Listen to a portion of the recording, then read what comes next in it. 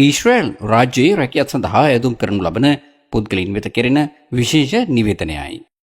ශ්‍රී ලංකා රජය හා ඊශ්‍රායල් රජය සමග ඇති කරගෙන ඇති අවබෝධතා ගිවිසුම් ප්‍රකාරව ඊශ්‍රායල් රැකියාව සඳහා කුසලතා සහිත ශ්‍රමිකයන් යොමු කිරීම ශ්‍රී ලංකා විදේශ සේවා නියුක්ති කාර්යාංශය මගින් සිදු කරනු ලැබේ.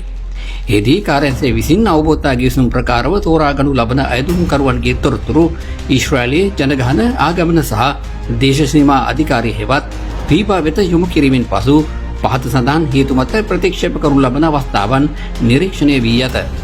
අංක 1 එක් අයදුම්කරුවෙකු විසින් ශේෂ්ත්‍ර කීපයක් සඳහා අයදුම් කර තිබීම.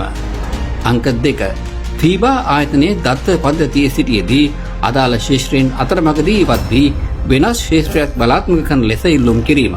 ඉහත හේතුන් මත අයදුම්කරුවන් දිගින් දිගටම ප්‍රතික්ෂේප වීම වැළැක්වීම සඳහා කාර්යාංශය මගින් ඊශ්‍රායල් රැකියාව සඳහා අයදුම්කරුවන් ලියාපදිංචි කිරීමේදී පහත පරිදි කටයුතු කරනු ලබන බව ඊශ්‍රායල් රැකියා අපේක්ෂකයන් වෙත මෙයින් දැනුම් දෙමු. එක් පුද්ගලයෙකු සඳහා ඊශ්‍රායල් රැකියාවක් වෙනුවෙන් කාර්යාංශයේ වෙබ් ద్వාරය හරහා අයදුම් කළ හැක්කේ උපරිම රැකියා ශේෂ්ත්‍ර දෙකක් සඳහා පමණි.